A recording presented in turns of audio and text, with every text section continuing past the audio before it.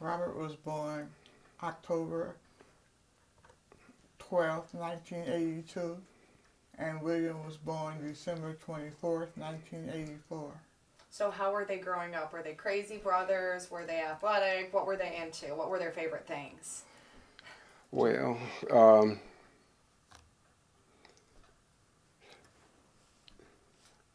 Robert liked cars. Every Christmas he'd get a set that had, 20 cars in it, little, the Hot Wheels type things. And he'd go to bed every night. He had a car in each hand.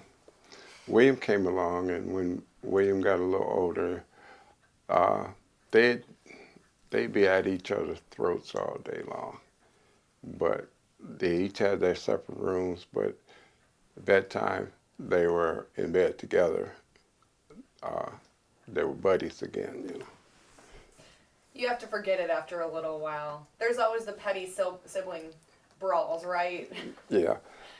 William liked to pick at Robert, too.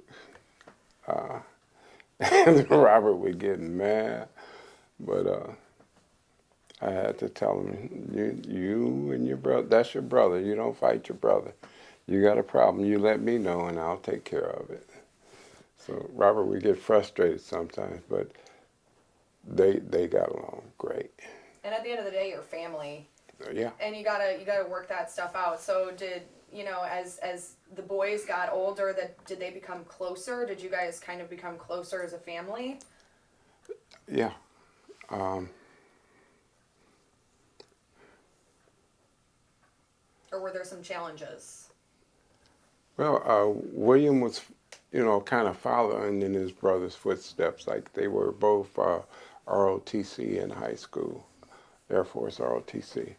And once Robert did it, William would try it, and Robert ran cross country, then William ran cross country. And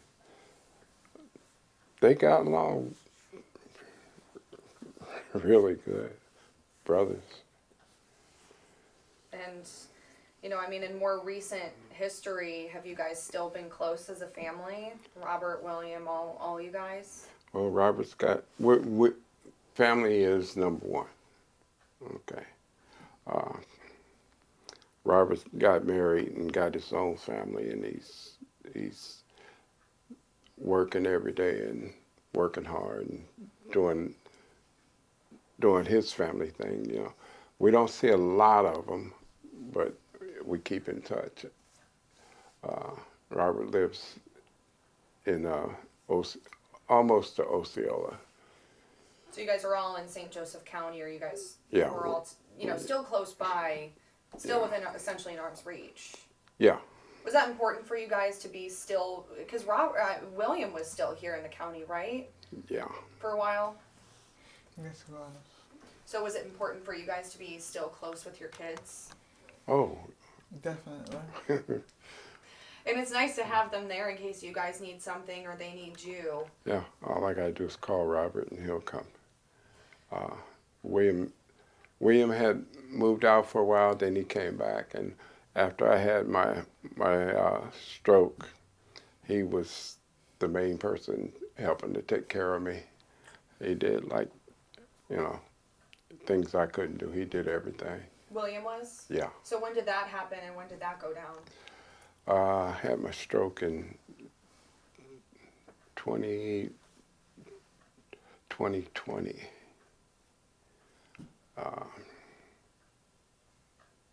So you were seeing him frequently? Yeah, he was here. He came here and he stayed and he took care of me. It was rough for me at first because I had a lot of things I couldn't do. I try to be as independent as possible now.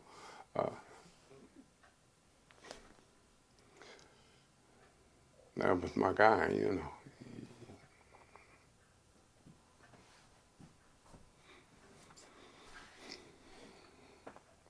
So then what had happened? I know that, obviously what happened to you guys shouldn't have happened to anybody. Well, William had his problems and stuff. And kind of what, if you mind me asking, and if you don't feel comfortable answering, that's okay too, but at what point did something change where, you know, maybe he was seeking alternate help? Say something, Donna. Well, William got into drugs, and we told him that if he didn't get professional help, he would have to leave because we couldn't handle him anymore. He also had some mental issues that the drugs didn't help at all.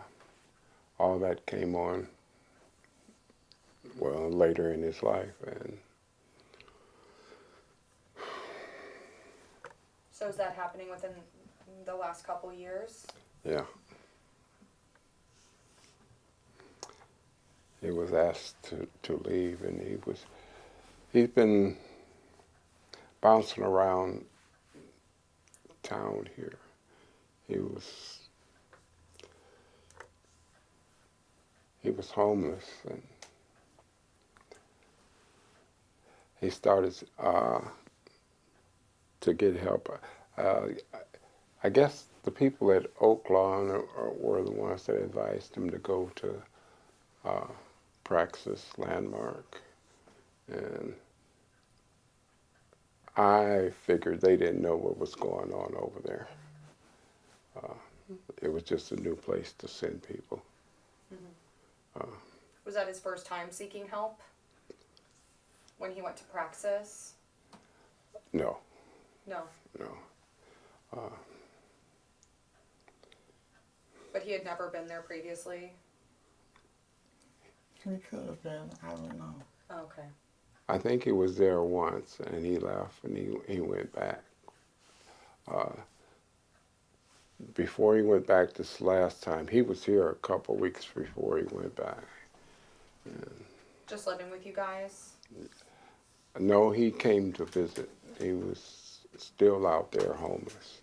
Mm-hmm. And he had friends he stayed with a bit, and then he was... I hated to see that. That hurt me to my heart. In the condition that he was? Yes.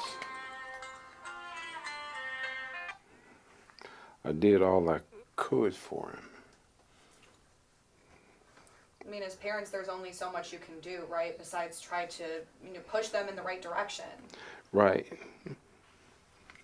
So how did that, if you mind me asking, how many times previously had he tried to get help and maybe it didn't work, or maybe that was just, hopefully he was trying to better himself? He was trying to get better. He was trying to get better.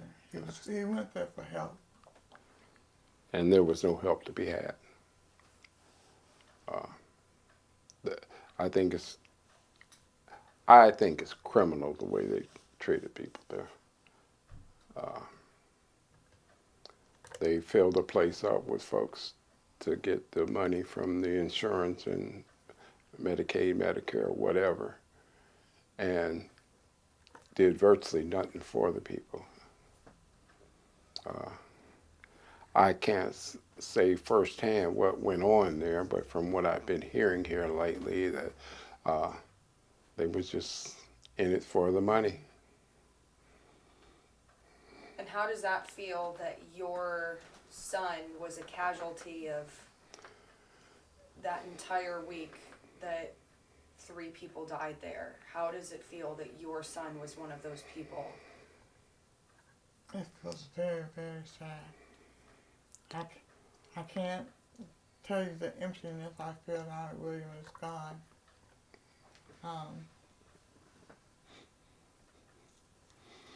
I haven't really cried over William because if I start, I don't think I can stop crying about it. I miss William terribly.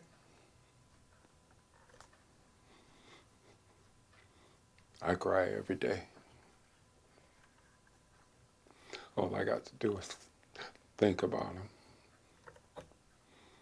I'm sorry. Think about the times we had, good times. It just...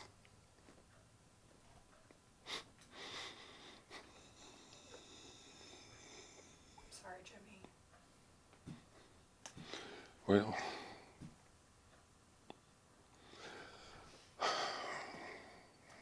I just miss him so bad. Have you heard any sort of answers since it happened, since he was at Praxis? Have you heard from the organization at all? The director at Praxis called me the day after William died to tell me that William had passed. That pissed me off to no end, because we spoke to the coroner, or the coroner called and spoke to Donna the night that William died. And this guy's calling to tell me, well, William had passed. I said, I don't think that's your place to be calling me to tell me my son passed. We already know what's going on. He's trying to cover his, well, you know, and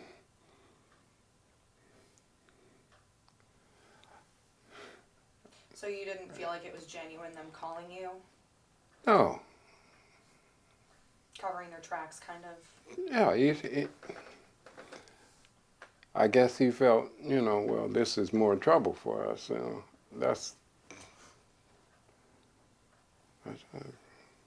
Had you heard of the deaths that happened earlier that week? I had not. No. No. Were you surprised in the manner of how he, and I know that obviously we're still waiting, and there's a lawsuit filed, and the judge had ruled with the coroner saying Praxis has to give the video to the coroner. So hopefully then she can finish her death investigations for not only William, but the other two gentlemen. I don't understand how they have not provided the videos.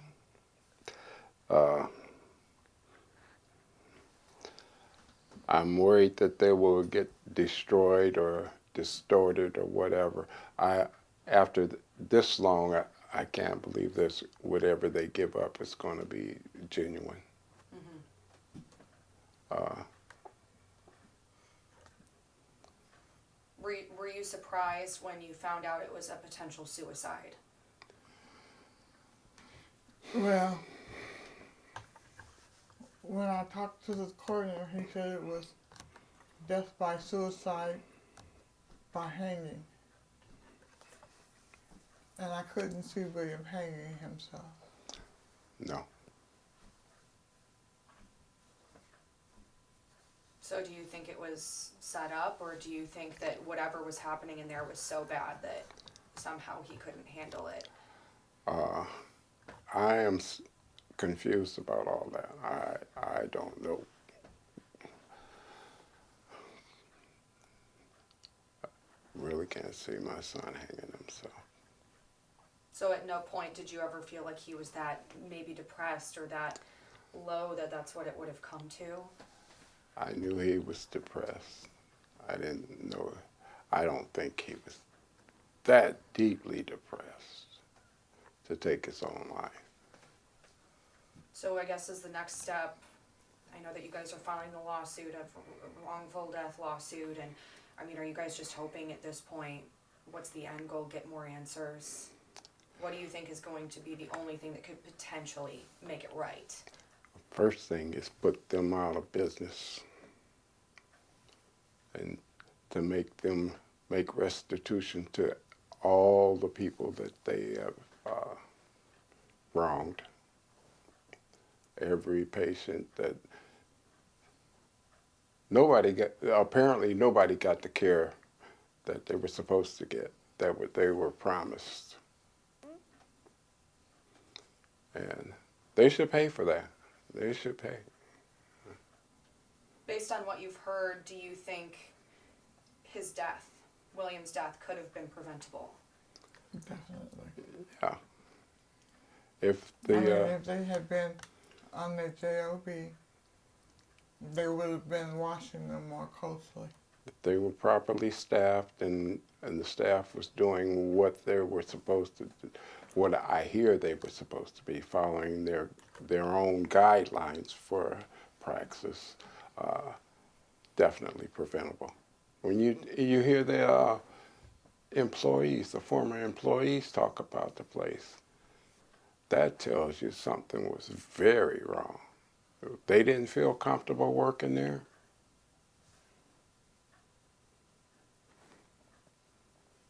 How were you supposed to send somebody there for care? Right.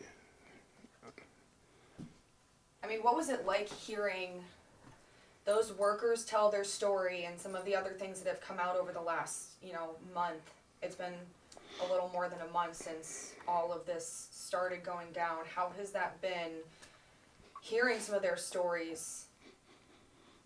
I mean, what do you feel? What potential words could you even use to describe that? Angry, frustrated, upset?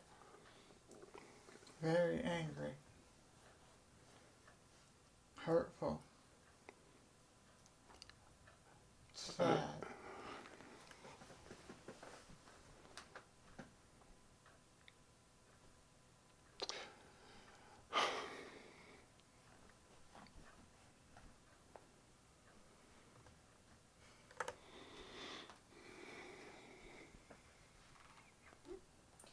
What do you think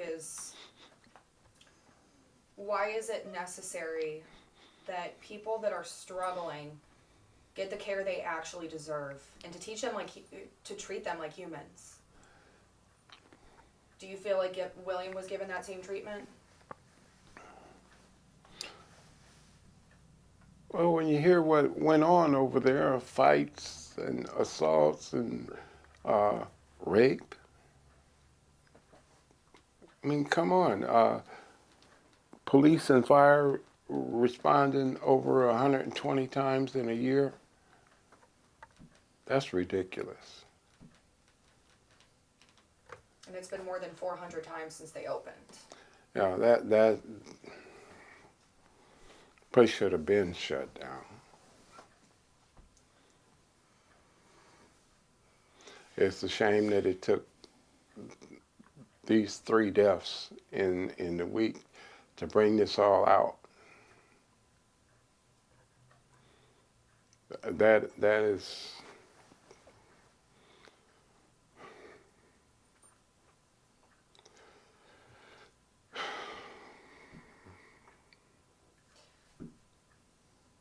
And so what made you ultimately decide to move forward with filing a wrongful death lawsuit?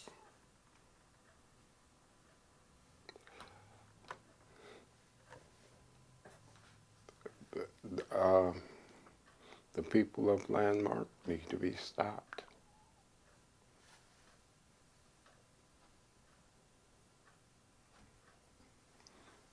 I think it's just criminal. I think once they got into the program at Landmark, they were trapped. And that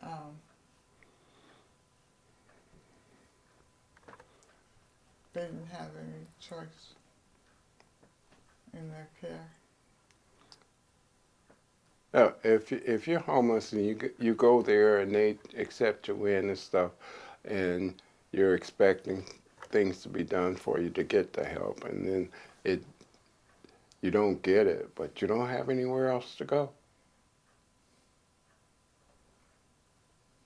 How would you like to see that change? For people that are addicted, people who are struggling with mental health illness.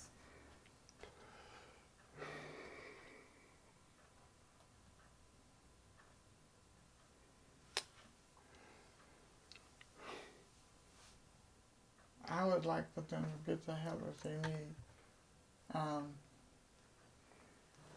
Help if they deserve.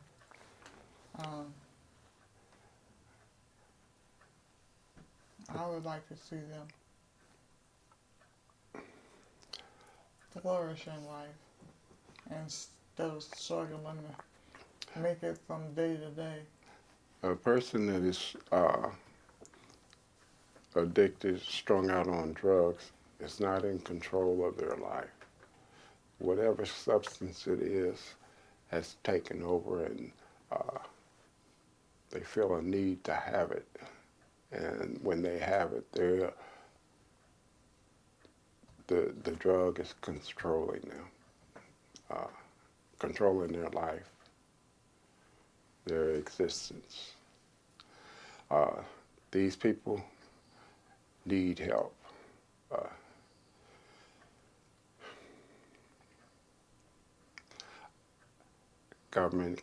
I need the government to do whatever they can to fight drugs. Drugs of today are super potent as to the drugs of the past. Do you think part of what's happened and what you've seen and what you feel, do you think it needs, at least this rehab system and things like this need to change in terms of the laws? Do you think those laws need to change so something like this doesn't happen again? That not only the government is taking care of those drugs, but also making sure that the rehab systems are what they need to be. Absolutely. Just because you are super rich and you can afford to build these buildings and start these programs, you have to be actually qualified and regulated. I mean, that industry needs to be, somebody needs to monitor that hands-on constantly. They need to be held to a standard that is just impeccable.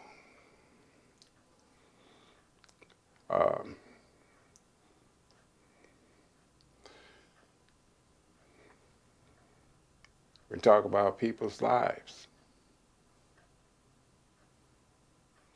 Everybody that is hooked on drugs, strung out, they are not bad people. Not all of them. You have good people, people with a good heart, that their life is tumbled and they look for something else to help them get through.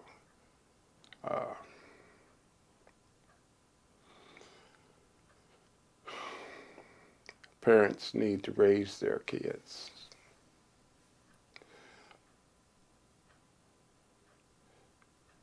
Cities, villages, families need to raise these kids today.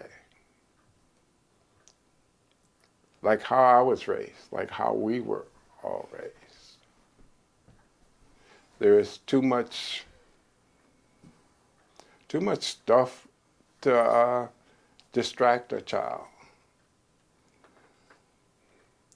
All this craziness going on with the schools. How can the school system be underfunded? And they just awarded a $1.5 billion lottery. Where is this money for the lotteries going? So you need some more community resources. Community resources. Let's do what we say we're supposed to do with these funds. These kind of programs should not be underfunded. And so that being said too, if you guys could say, if you had one opportunity to say anything you wanted to William, if you could have one last opportunity, what would you say? And if you need a minute, that's okay too, I understand.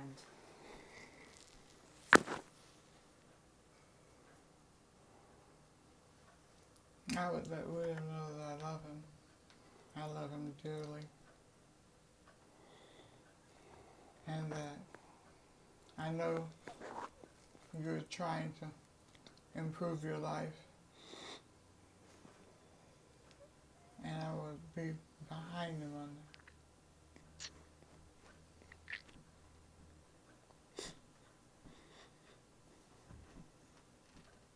But I would definitely let him know that I love him.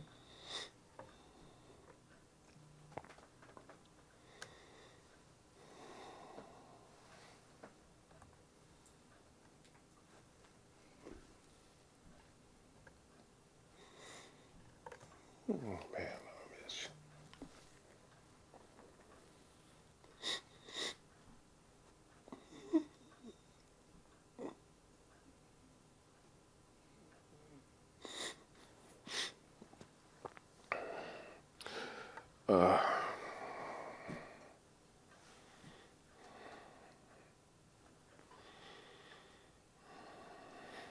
If it's too hard to answer, that's okay.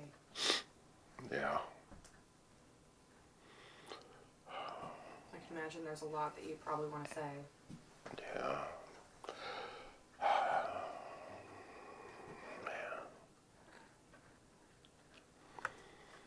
Is there anything that you would want to say to Landmark?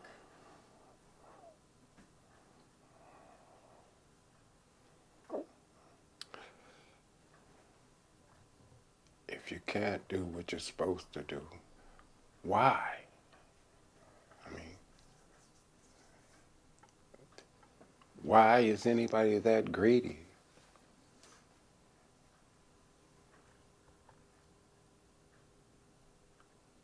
You don't have enough already that you have to take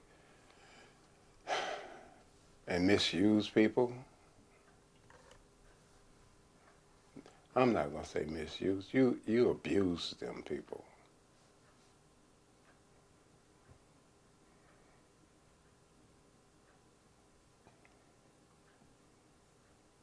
Anybody that's responsible,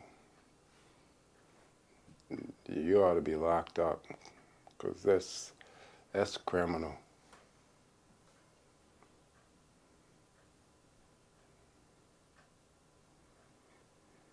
I mean, what kind of evil is in your soul? I mean, it's unspeakable. I'm John Paul. Thanks for watching. Here's another video for you to watch. Also, please take a moment to subscribe to our channel.